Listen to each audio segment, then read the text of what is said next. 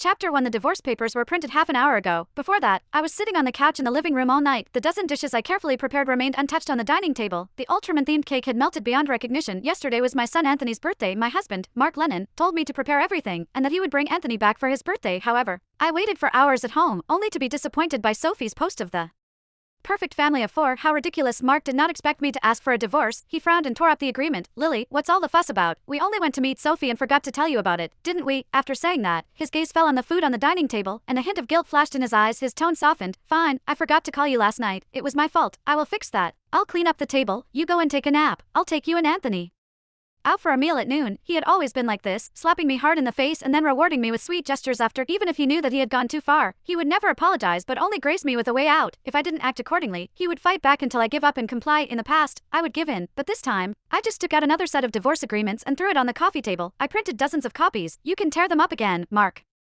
was so furious that he shattered a bowl into pieces. He impatiently stared at me and said, "Aren't you just jealous that Anthony likes Sophie more? Lily, don't you forget, you owe her. Anthony and I are taking care of Sophie and her daughter to atone for your sins, atone for my sins." What sins? Sophie and I were best friends. During the summer break of our junior year, she asked me to hang out. I was about to head home in the evening. I wanted to take the main road, but she insisted on taking a smaller road and said that a friend was waiting for her at the intersection, so we parted ways. The next morning when I woke up, Mark rushed to my house and grabbed my collar. He asked me why I didn't call the police and why I didn't care about Sophie. I was confused at first, but later found out that Sophie had been assaulted by some gangsters after we parted ways. Sophie claimed that she got caught by them because she wanted to protect me from the gangsters. She was lying. I tried my best to defend myself, but no one believed me. The surveillance system was faulty too, so I was left with all the blame. Since then, I have been seen as a sinner in everyone's eyes. My parents reprimanded me for being ruthless, and Mark blamed me for being cold-blooded. All their love for me was given to Sophie in the name of making amends. They even took my child away, saying that I had no morals and was unworthy of raising him. Because of this, Anthony and I's relationship hung on a thread. No matter what, I loved him dearly, and I tried hard to amend our relationship. The two of us looked at each other. His eyes were cold and full of disdain, as if I was his enemy. You ruined my father's and Aunt Sophie's lives. Without you, Aunt Sophie would have been my mother. I shuddered with a frown. Who told you so? Anthony frowned. Isn't it? I looked at Mark, expecting an explanation. However, he just avoided my gaze. Anthony expressed that if that incident never happened, I